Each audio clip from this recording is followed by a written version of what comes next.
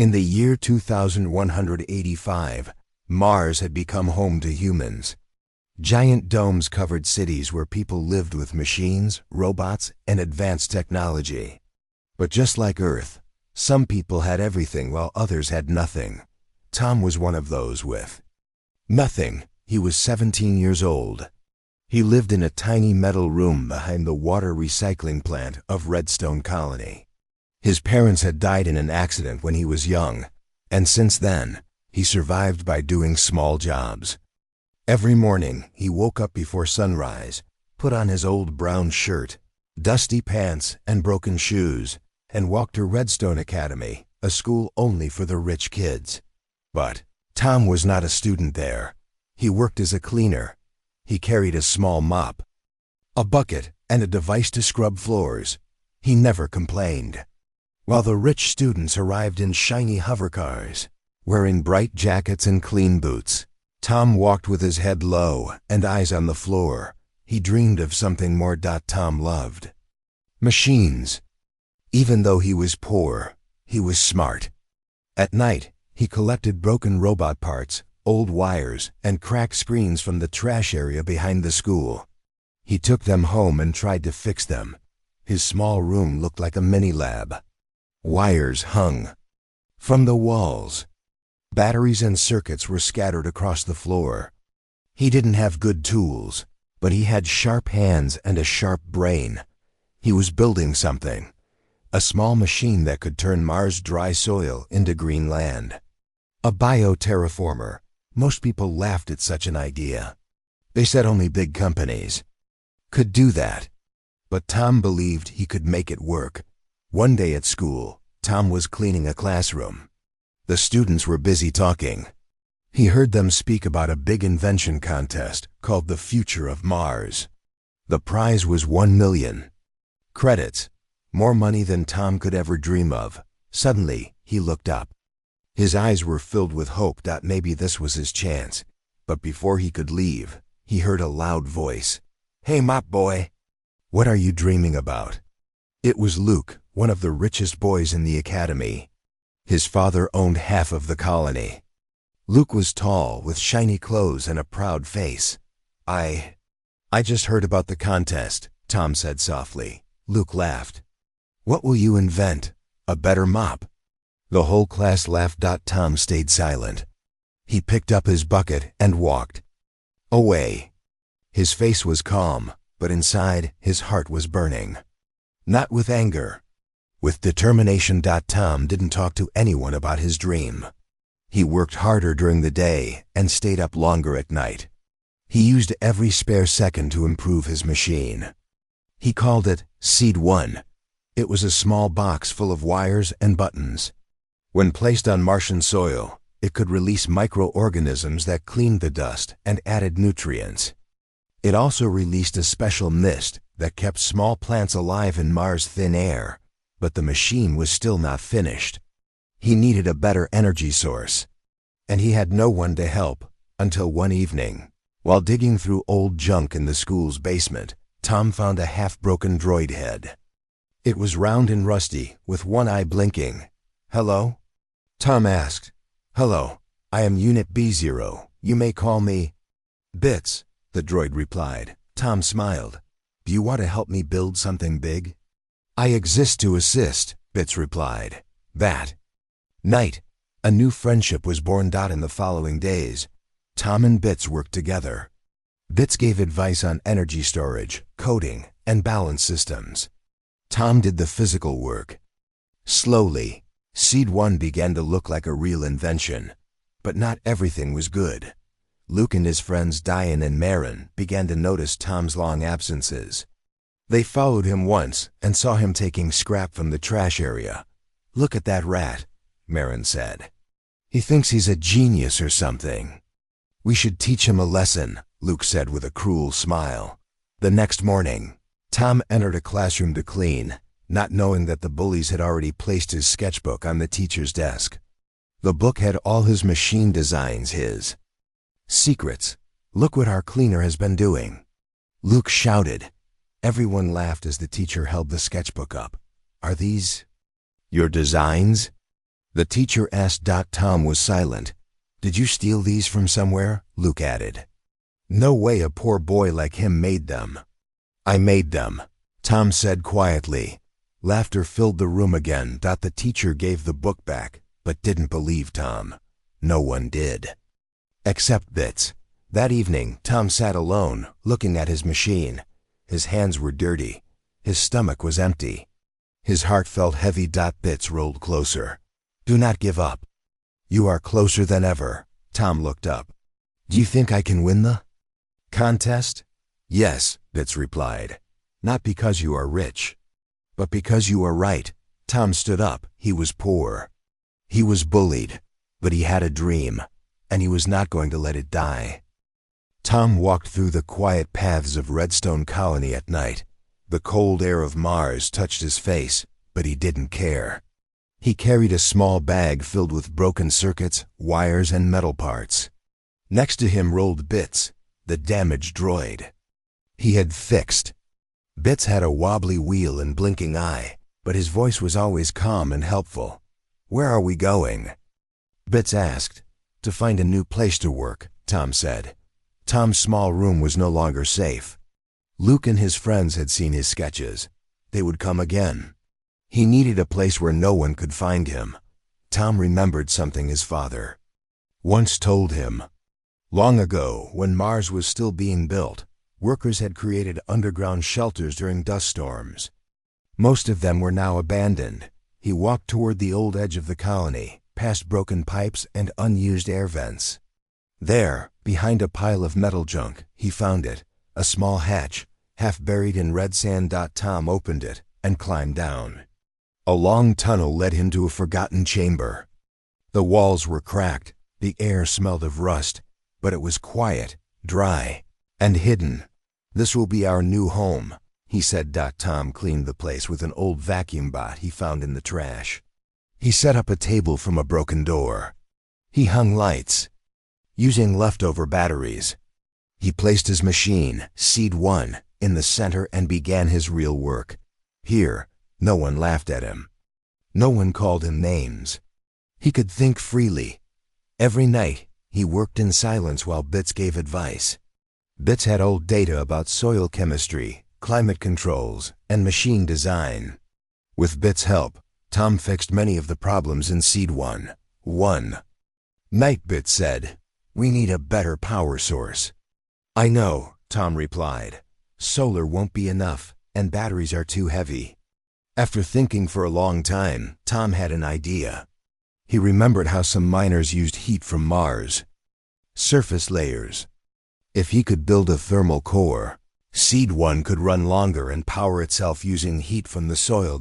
It was difficult, but Tom didn't give up.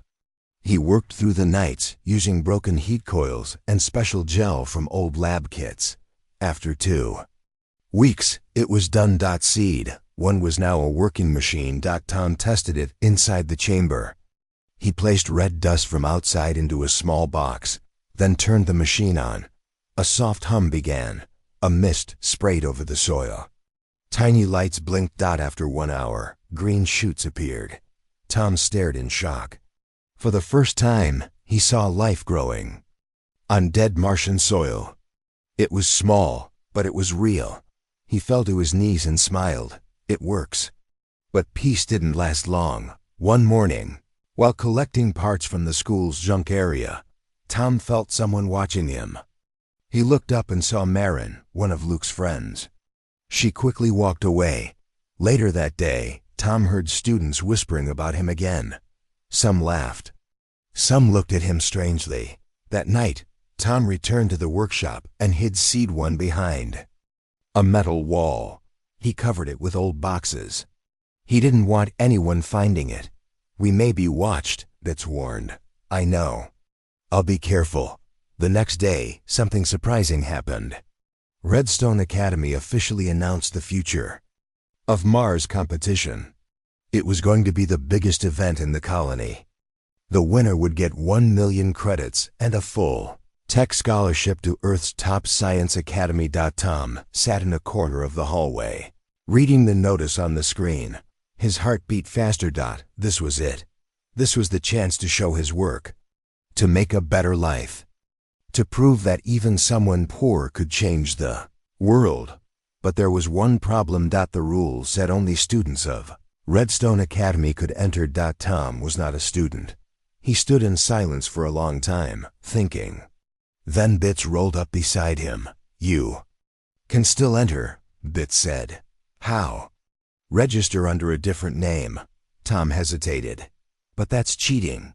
Bits replied, you are not stealing. You are showing your own invention. You have the right to be seen. Tom nodded slowly. Then I'll enter as T-Soul. Good name, said Bits. Soul means sun. Tom smiled. Let's bring some light to this red world. For the next few days, Tom worked harder than ever. He improved Seed One's design. He built a small cover shell using scrap armor to make it look professional. He practiced how to present it. At night, he recorded a short video for the contest entry. His voice was shaky, but his words were strong. This is Seed One, a machine that brings green life to red soil. It can change everything. Bits added animations and technical details to the video. Tom uploaded it to the contest page using a public terminal. He typed in the name, T-Soul. He didn't expect what would happen next. Within 2 days, Seed One's video became one of the most viewed entries. People from other colonies liked it, shared it, and commented, is this real? This could help poor farmers. Brilliant idea. Tom read every comment with wide eyes. For the first time in his life, people were admiring his work, but not everyone was happy. Luke, Marin, and Diane saw the video too. They didn't know who T-Soul was, but they didn't like the fact that someone was getting more attention than them. Luke clenched his fists. We need to find out who this T-Soul is and stop him. Back in the hidden workshop, Tom didn't know the storm that was coming. He sat beside Bits, watching the small green plant grow inside a glass box. This is just the start, Tom whispered. Yes, Bits replied, but every beginning has a test. Tom smiled. Let them come. He was ready. He had a dream, a machine, and now, a chance. The colony of Redstone was full of energy and excitement. Screens across Mars showed news about the big event, the future of Mars competition. Everywhere Tom went, people were talking about it. Students at Redstone Academy were working in groups, designing robots, hover drones, and flying gardens. Wealthy kids had labs, tools, and expensive parts. Their parents hired private tutors and engineers to guide them.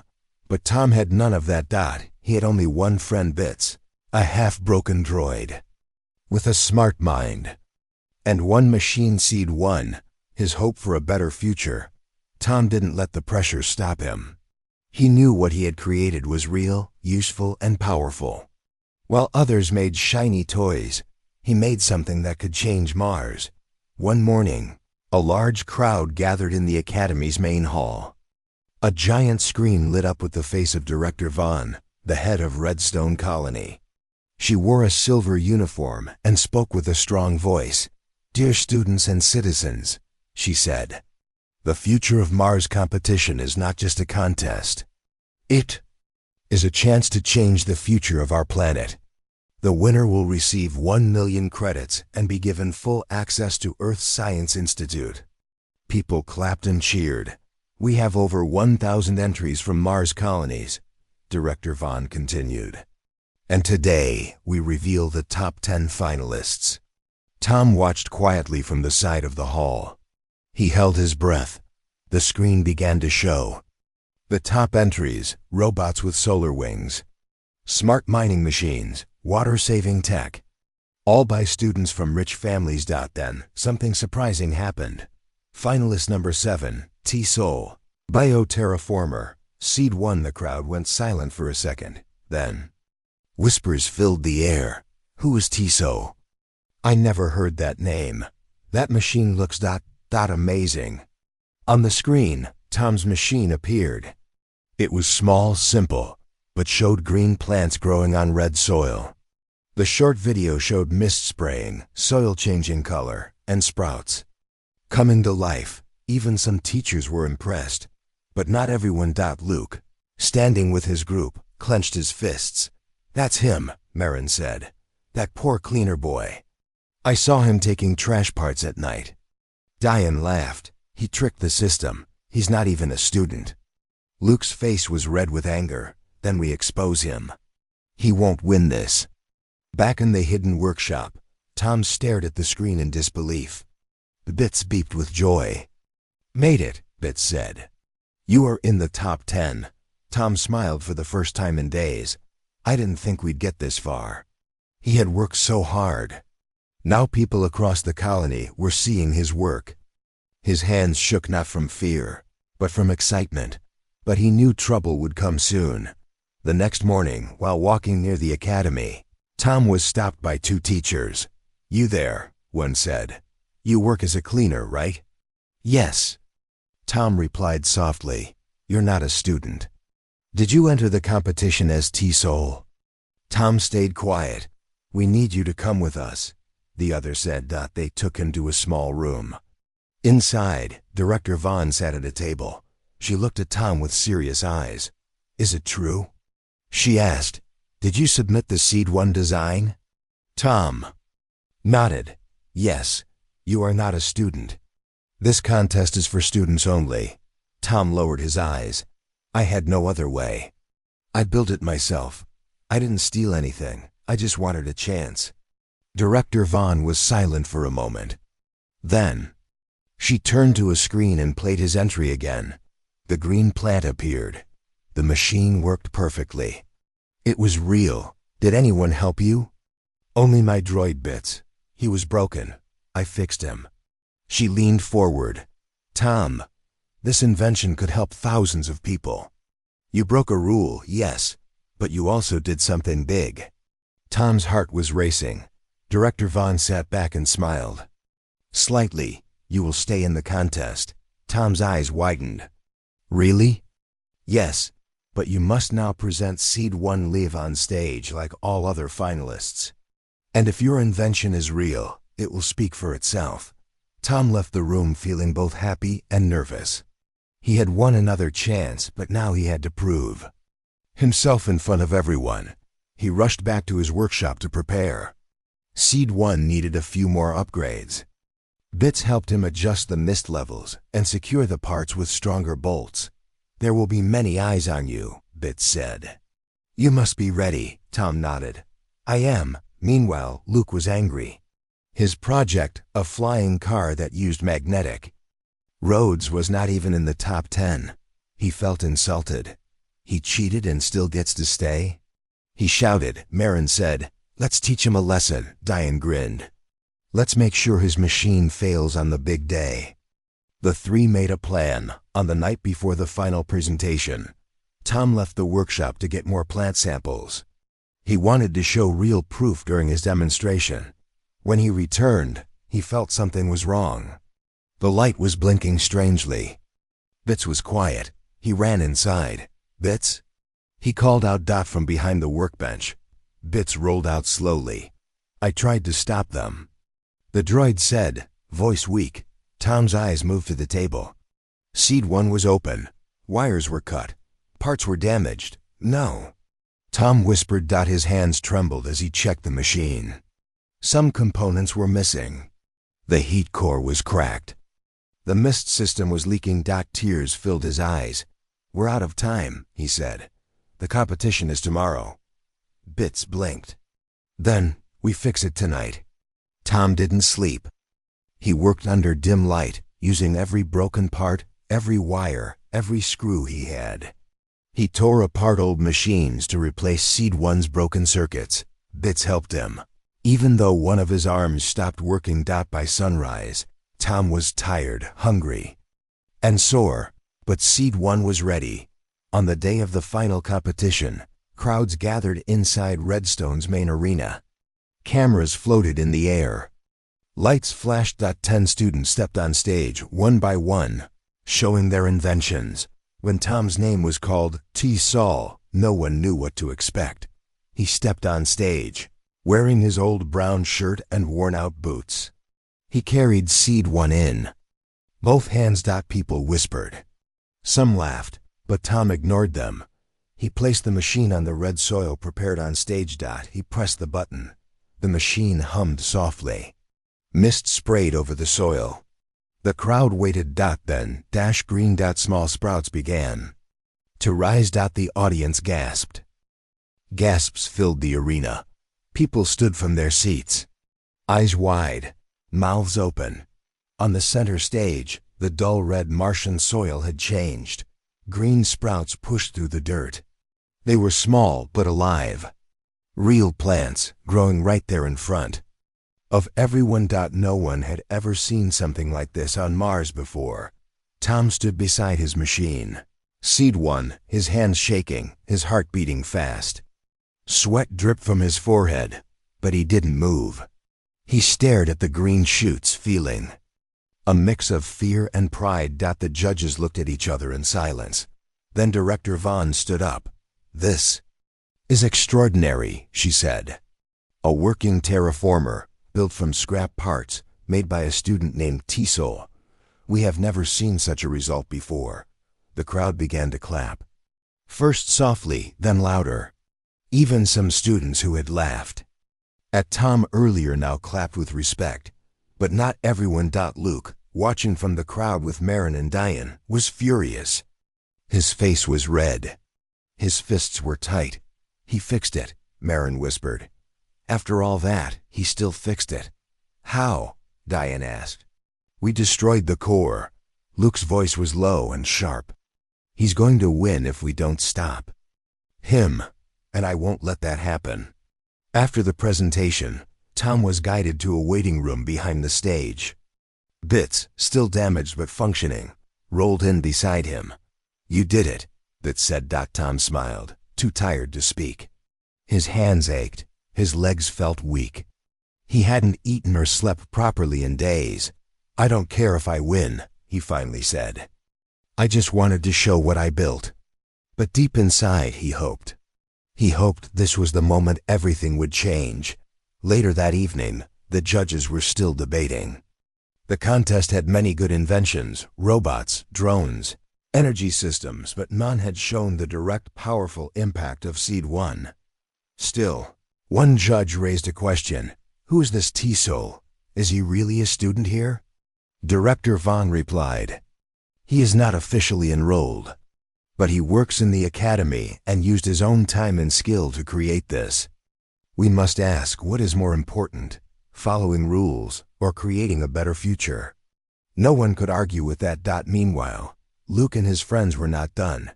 "We still have one more chance," Luke said. "If we can't break the machine, we break him." They followed Tom quietly as he left the arena that night. He carried Seed 1 in his hands and walked toward the outer side of the colony, heading back to his hidden workshop. The streets were quiet. Lights blinked softly above. Tom was tired, but happy. Then he heard footsteps behind him. He turned and saw them. Luke stepped forward first. "Nice trick, Mop Boy," he said. "You fooled everyone." Tom's face turned serious. "Leave me alone." "Oh, we will." Luke smiled. "After we make sure you never show that machine again." Before Tom could run, Diane grabbed his arm. Marin kicked the bag Tom was carrying. Seed 1 fell to the ground with a heavy sound. Tom shouted, "No!" The machine's side cracked. One wire popped loose. Tom pushed back, trying to grab it, but Luke shoved him hard. Tom fell onto the cold metal ground. "You don't belong here." Luke said, "This world is for people like us, not trash like you." Tom coughed but didn't answer. They left him there, bruised and bleeding, and walked away laughing. Bits arrived a few minutes later, scanning the area with his weak sensors. "Tom," Bits said softly, "are you all right?" Tom sat up slowly. His lip was bleeding. One eye was swollen. "I'm fine," he said. "But Seed 1," he looked at the machine. Its front panel was dented. The thermal core was cracked again. The spray nozzle had snapped. I can't fix it this time. Bits rolled closer. Yes, you can. You already fixed it once. You know every part, every wire. You made it. But the final test is tomorrow morning, Tom said. There's no time. Bits paused for a moment, then said something unexpected. Use me. Tom looked at him, confused. What? Take my power cell, my processor. Use my parts to repair Seed 1. No, Tom said. You're my only friend. I am your friend, Bits said. And that's why I want to help. You gave me life again. Let me give yours a chance to grow. Tom sat there in silence. Then, with tears in his eyes, he nodded. Double quotes, thank you, Bits. The rest of the night, Tom worked. He removed Bits' power core, memory chip, and main cooling system. He used them to rebuild the broken parts of Seed 1. His hands were shaking from pain and exhaustion, but he kept going. By the first light of day, the machine stood once again. It wasn't perfect. It looked rough and had patches made from old parts. But it was whole. And it was ready. Bits no longer moved. Tom placed his small hand on the droid's head. I'll make this count, I promise. The final test began that morning. All 10 finalists were called once again. This time, each invention had to run for 15 minutes in front of the judges live. Under strict testing, Tom walked to the stage quietly, carrying Seed 1 alone. His clothes were torn. His face had bruises. People whispered, "Is that the same boy? What happened to him? Look at his machine, it's been damaged." But Director Vaughn gave a signal. Begin. Tom placed Seed 1 on the soil, then pressed the button. At first, nothing happened. The crowd waited. Some students smiled, expecting failure. Then the machine gave a soft hum. A mist sprayed. The soil shimmered. Green returned. Slowly, plants rose again. As fast. Not as bright, but they were alive. Tom stepped back. He didn't say anything. He didn't need to. The judges stood and clapped. This time, even louder. Director Vaughn looked at Tom. You are not just a finalist, she said. You are a symbol. You proved that with enough courage, knowledge, and heart. Even someone with nothing can build something great. Tom looked up. His eyes filled with quiet pride. In the crowd, Luke's face was pale. Marin and Diane stood frozen. Their plan had failed. Tom had won, not just the test, but the hearts of everyone watching. Tom sat alone on the edge of the main stage, Seed 1 resting beside him. The final test was over. The plants had grown. The crowd had clapped. But inside, Tom felt both proud and sad. He looked at the small machine he had built from scrap. The green sprouts were still fresh and alive in the Martian soil. He smiled, but then his eyes turned to the broken piece of metal in his hand, Bits' memory chip. Tom remembered everything. The moment he found the damaged droid. The nights they worked together. The jokes, the advice, the quiet friendship. Now Bits was gone. He whispered, "Thank you, friend." Behind the stage, the judges were still discussing. The final decision would be made in 1 hour. The crowd waited. The media buzzed. People across Mars and Earth were watching the broadcast. Tom had become the most talked about name in the contest. Some called him a genius. Some called him a rule breaker. But many, especially the common people of Mars, called him something else. A symbol of hope. Inside the Academy's control room, Director Vaughn sat with the judging panel. 10 projects had reached the final round. All were useful, creative, and modern. But one stood above the rest. This Seed 1 device, one judge said, isn't just science. It's survival. Another added, he built it without funding, without a lab, and still beat machines made by companies. But he's not even a student, someone argued. Vaughn leaned forward, which is exactly why this matters. We're not just awarding a prize, we're rewarding a future builder of Mars. There was a pause, then a silent nod from every judge. Back in the arena, students, parents, and reporters filled every seat.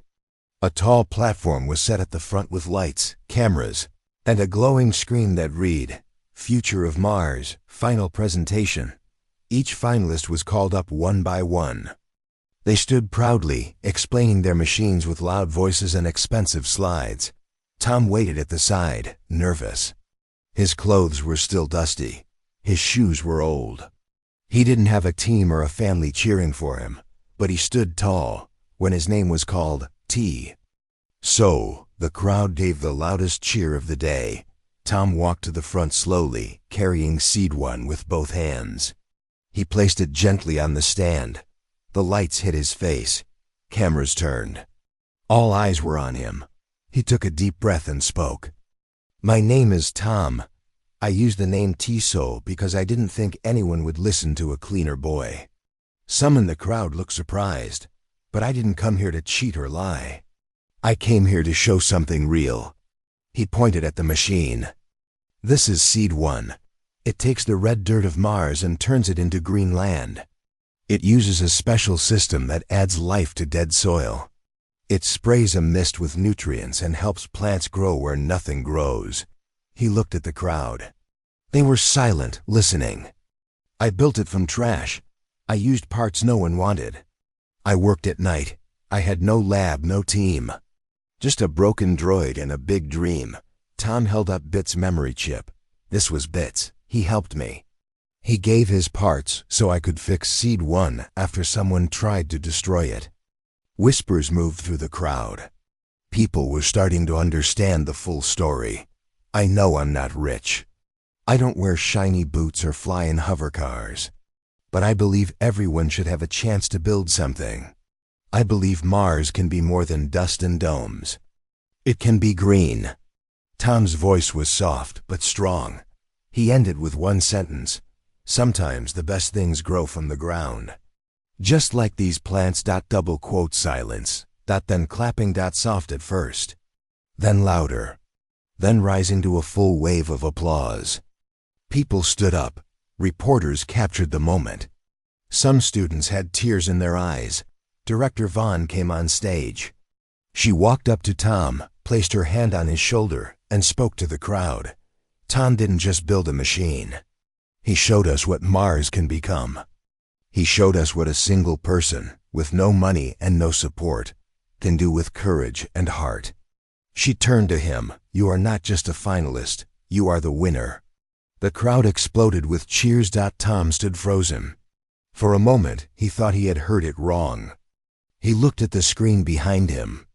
It now read, "Winner, T-So Tom, Seed 1. Director Vaughn handed him a medal, a certificate, and a digital keycard, the official award of 1 million credits. Tom couldn't speak. His eyes filled with tears. For the first time in his life, he felt seen, valued, and free. Later, as the crowd left and lights dimmed, Tom sat again near the stage. He held the keycard in one hand, the memory chip in the other. He whispered to the chip, "We did it, Bits." A soft voice came from behind him. "You really made it." Tom turned around. It was Emil, one of the quiet students from the academy. He had never bullied Tom, but had never spoken to him either. Tom nodded. "Yeah, I think we did." Emil smiled. "You want help rebuilding your droid?" Tom looked surprised. "You'd help?" "Of course, you helped all of us." News spread across the planet. Articles appeared with titles like, "Cleaner Boy Wins Mars' Biggest Contest." Seed 1. A Green Future Begins. Poor Teen Builds Million Credit Machine from Trash. Tom became famous. But he didn't buy fancy clothes or fly to Earth. Instead, he made a simple choice. He stayed. He used his prize money to open a small lab for poor children. A place where they could learn to build, invent, and dream no matter where they came from. And in a quiet room in the back of that lab, Tom worked every evening to rebuild one small friend, piece by piece, chip by chip, until one day, a blinking eye turned on and a familiar voice said, "Hello, Tom, did we win?"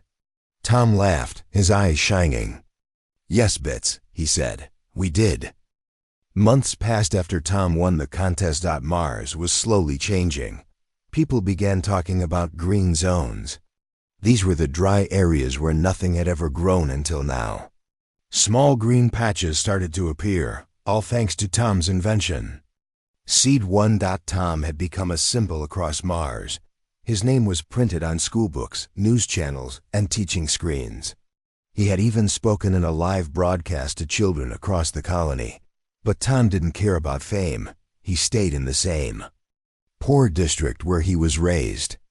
But now the streets had cleaner air, better lighting, and even a few flowers. Why? Because Tom used his money to improve his neighborhood. He also built something new. A learning dome. The learning dome was open to all children, rich or poor. There were no entrance tests, no high fees. Just a big clear rule written at the entrance. If you can imagine, you belong here. Inside, there were work tables, machines, old robot parts, and plants growing in small boxes. Children came from every corner of the colony. Some walked for hours just to get a chance. Tom taught them how to fix things, build tools, grow plants, and think freely. And right beside him, floating with blinking lights, was Bits, the rebuilt droid. Though slower than before, Bits still gave advice, made jokes, and played music during class. Children loved him, but not everyone was happy with Tom's rise. In the high towers of the business district, some rich families whispered among themselves, "He makes us look useless. He gives away knowledge for free. He's teaching poor children how to build machines." These people had always controlled education and inventions. Their sons had lost to a cleaner boy, and they didn't forget it. One day, a sleek black car stopped outside the learning dome. A tall man stepped out. His name was Mr. Corlin, owner of the largest tech company on Mars. He wore a silver suit and glasses that showed data on the screen. Tom met him outside. "Mr. Soul," Corlin said, "I have an offer." Tom shook his hand. "I'm listening." "I want to buy your design, Seed 1. My company will improve it. We will sell it across Mars. You'll get 10 million credits." Tom paused. "But you'll sell it? What about the poor farmers? The school domes? They can buy it?" Corlin said with a smile. "We'll give discounts." Tom's face stayed calm, but his voice was clear. "I didn't build it to make rich people richer." Corlin raised an eyebrow. "Don't be foolish. You could live like a king." "I already live like one," Tom replied. "I have students, friends, and a dream that's growing." Corlin didn't smile this time. He walked away with a short warning. "Then be ready. Dreams can break." A week later, strange things began to happen. The green patches near Tom's dome started turning brown. Machines at the learning center stopped working.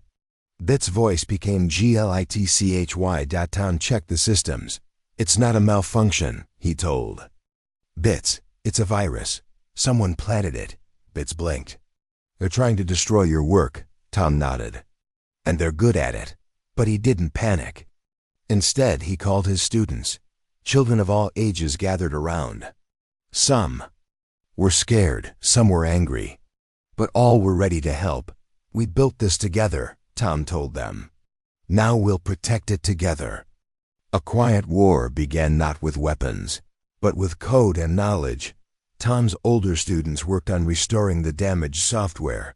Others cleaned soil and refixed broken pipes.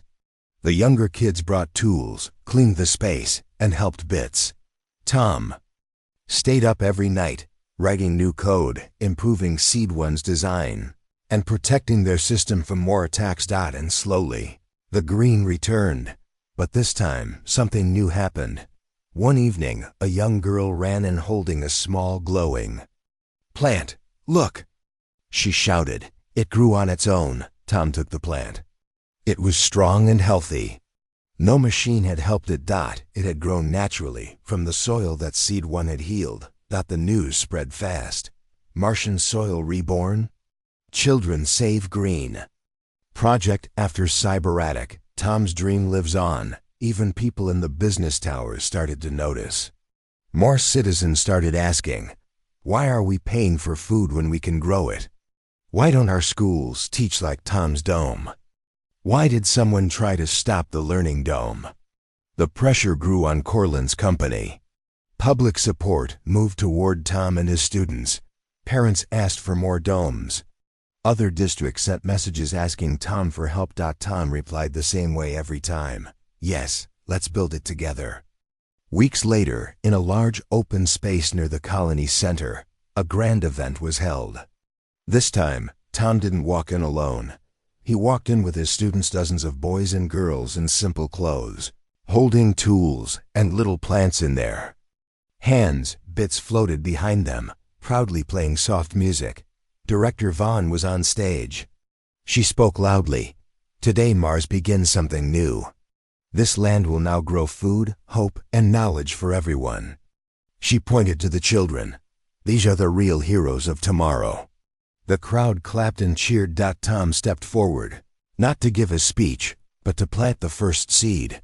He placed it gently into the soil. And for the first time in Martian history, thousands watched a seed being planted. Not in secret, not in labs, but in the open sun, by the hands of a boy who once had nothing. Later that night, Tom looked up at the red sky. Bits by his side. We've come far, Bits said softly. Tom nodded. But we're not finished. Bits beeped. What's next? Tom smiled. Years had passed since the first seed was planted in Martian soil. Now, green zones covered many parts of the colony. People grew their own food, cleaned their own air, and shared knowledge freely. Tom's dream had become the future of Mars. But he wasn't done. Tom had a new idea, a big one. This time, he wanted to go beyond Mars, to places where no one had ever planted anything before. He wanted to bring green to the moons, and maybe even further. He called it the Eden Project. Inside the newly built Global Science Dome, Tom stood with Bits and a few of his first students, now grown up and scientists themselves. He pointed to a glowing map of the solar system. We fixed Mars, he said. Now we bring life to space. Stations, moons, and empty rocks. Bits beeped. New soil. New air, same heart. Tom smiled.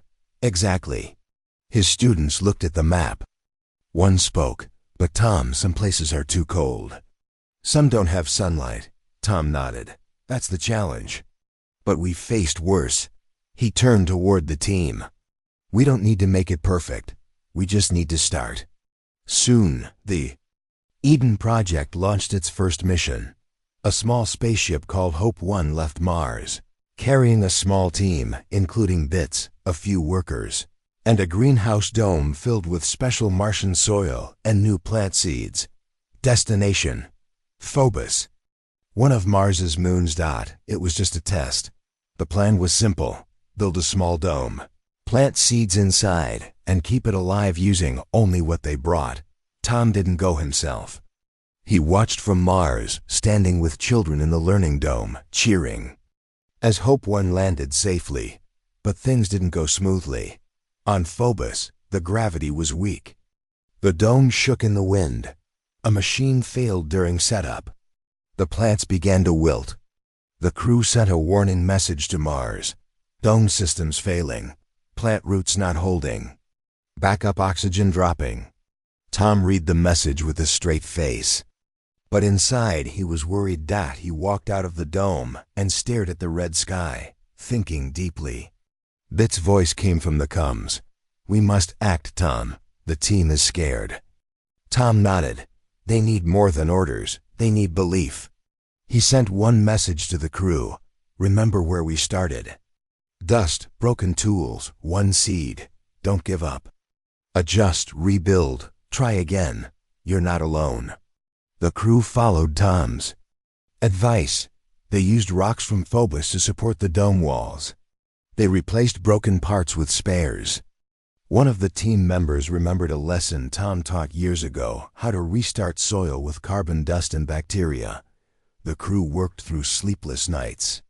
And then, a miracle. One of the plants, a small leafy sprout, stood upright. It had taken root. It was growing.